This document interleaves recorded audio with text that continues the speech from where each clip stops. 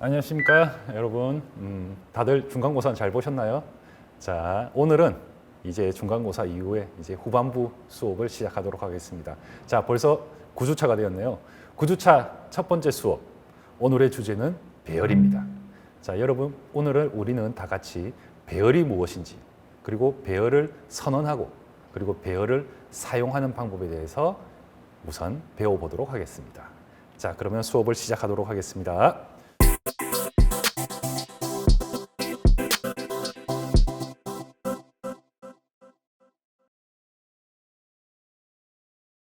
자, 여러분, 지금까지 우리가 여러 개의 값을, 동일한 종류의 여러 개의 값, 예를 들어서 뭐 3개의 값을 입력받아라, 10개의 값을 입력받아라 할 때 어떻게 하셨나요? 자, 만약에 우리가 3개의 값을 입력받아야 되면은, 자, 3개의 값이 각각 저장될 공간, 즉 메모리 공간, 변수죠. 변수를 따로 선언을 했었죠. 예를 들어서 뭐 N1, N2, N3 이런 식으로. 하지만 3개는 우리가 만들 수 있을 것 같아요. 10개는 어떤가요? 우리가 10개를 입력받아야 되면 변수 10개 선언 아마도 할 수는 있을 것 같아요. 그러면 100개의 값을 입력받아야 되는 경우는 어떨까요? 100개 변수 만드셔야죠. 1000개면, 10,000개면은, 야, 이거 변수 이름 선언하고 변수 선언하는데 아마 밤을 새셔야 될 겁니다. 자, 이거 아주 비효율적입니다. 자, 이 부분을 해결하기 위해서 C 언어에서 제공하는 자료 구조가 있습니다. 배열입니다. 자, 이제부터 우리 배열 배워볼까요? 배열은 영어로 일반적으로 array라는 표현을 씁니다. array. 자, 배열은 하나의 자료형으로 통일되어 메모리상에 연속적으로 계속 이어서 나열된 자료 구조를 우리는 배열이라고 부릅니다. 배열이라고 부릅니다. 자, 배열은 의미상으로 연관된 다수의 값 또는 데이터를 묶어서 정의한 것이 배열이다 라고도 여러분은 이해하셔도 됩니다. 예를 들어서 우리 뭐 한 반에 50명의 학생이 있으면 이 50명의 이 기초 C 프로그래밍 언어 수업 성적, 중간고사 성적을 제가 평균을 구하고 싶어요. 그러면 50명에 대한 값을 저장할 공간이 필요하겠네요. 우리가 배열을 몰랐으면 50개 변수를 만드셔야 될 거예요. 왜? A라는 학생, B라는 학생, C라는 학생의 각각의 점수를 저장해야 될 거니까. 하지만 배열을 배우면은 배열 하나가 동일한 타입, 어차피 중간고사 점수는 아마 실수값으로 준다고 가정을 하면은 실수형 값이 50개가 연속으로 저장될 공간이 만들어지면 되지 않을까요? 자, 이때 우리는 배열을 이용해서 이 50개 공간을, 50개의 값이 들어갈 수 있는 공간을 마련할 수가 있습니다. 배열. 시작하겠습니다. 자, 배열은 우리가 선언을 해야 됩니다. 배열을 선언하는 방법은, 자, 우리가 변수 선언하는 것과 상당히 유사합니다. 우리 변수 선언할 때 어떻게 했죠? 자료형. 어떤 값이 저장될 공간이 필요하다라는 자료형. 그리고 변수의 이름을 줬었죠. 그리고 세미콜론으로 선언을 마무리했죠. 배열의 선언은 자료형, 그리고 배열명, 변수 이름처럼 배열명이라는 것을 사용하고, 그리고 괄호, 네모난 괄호를 이용해서 이 네모난 괄호 사이에다가 몇 개의 칸이 필요하다라는 정의를 해주시면 돼요.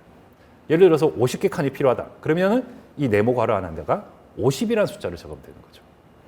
어렵나요? 아니죠. 쉽죠. 자, 예시 한번 볼까요? int age. 자, 복수형으로 s 붙였습니다. 그리고는 뒤에 가로 안에 제가 50이라는 숫자를 넣었죠. 그러면 메모리 공간에 정수값이 들어갈 수 있는 50개의 공간이 연속적으로 할당이 됩니다. 자, 정수 하나 들어가는데 필요한 공간이 몇 바이트인가요? 4바이트죠. 4바이트죠. 하나가 4바이트씩. 그리고 하나가 4바이트니까 이게 50개가 연속적으로 할당이 되면은 지금 ages라는 이 배열 총 몇 바이트의 크기를 가질까요? 4바이트가 50개 존재하니까 200바이트의 크기를 가지겠네요. 연속적으로 이 age라는 이름의 배열이 할당이 됩니다. 이 공간이 할당이 된다고 여러분은 생각하시면 됩니다. 또 그 옆에 또 다른 예시가 있네요. 플롯 스코어스. 자, 점수를 실수값으로 우리가 저장받고 싶습니다. 관리하고 싶습니다.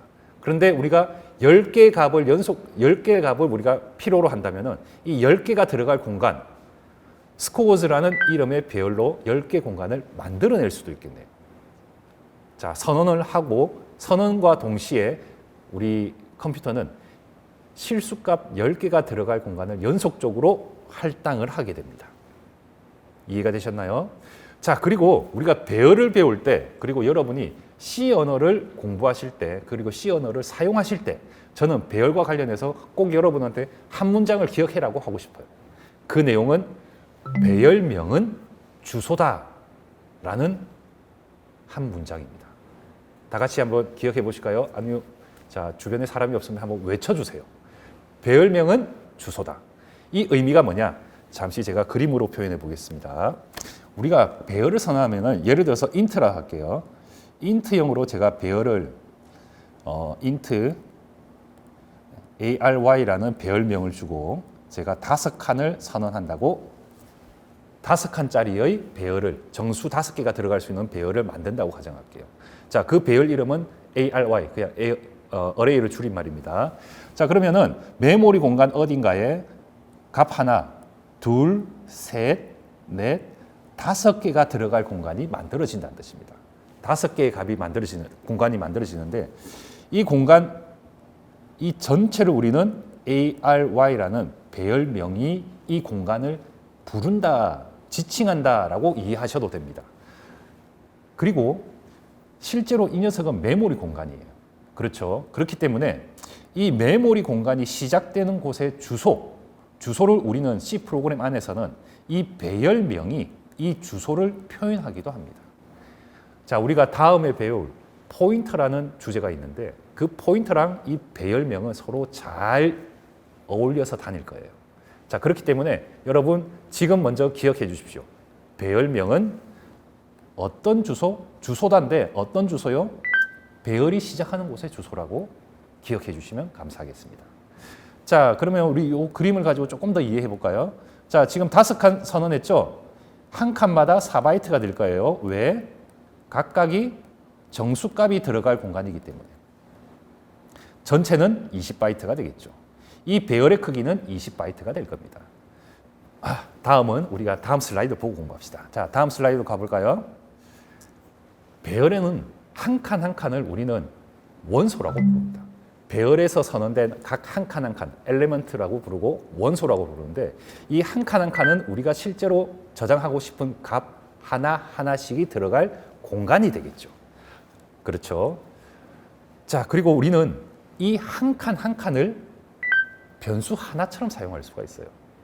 그런데 이 변수 하나처럼 사용하기 위해서는 우리는 보시는 바와 같이 인덱스라는 녀석, 이 인덱스를 사용하셔야 돼요. 인덱스는 정수예요.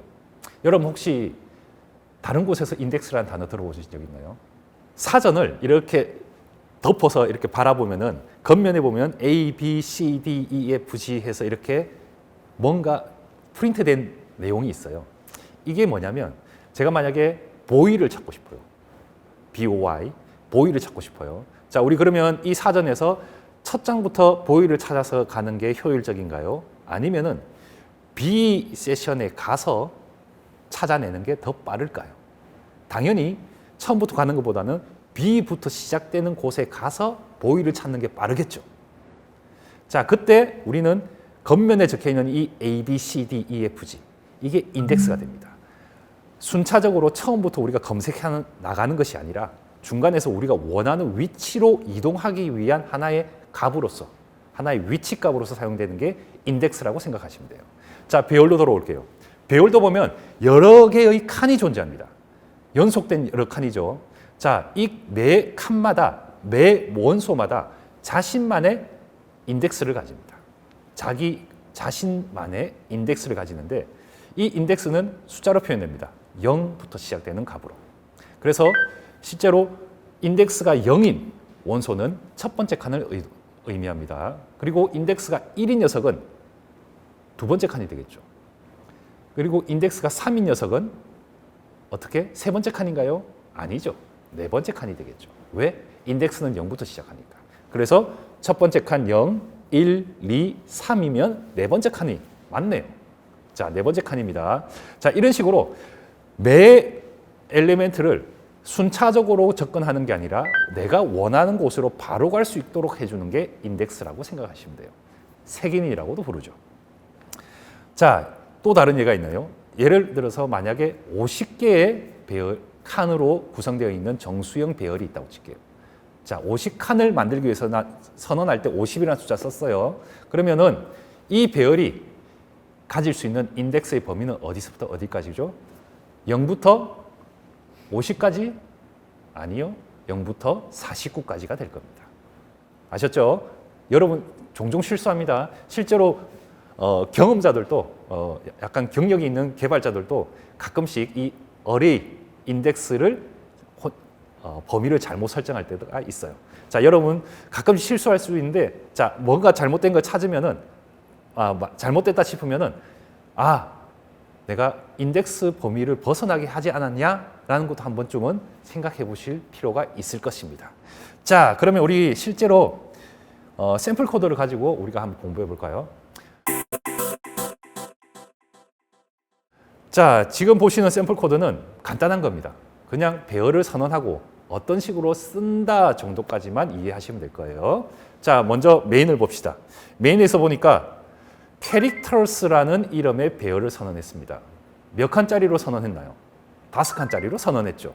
그런데 캐릭터스하고 5라는 이름으로 내가 크기를 5라는 숫자로 크기를 선언하고 그 다음은 대입 연산자가 오네요. 이 꼴이.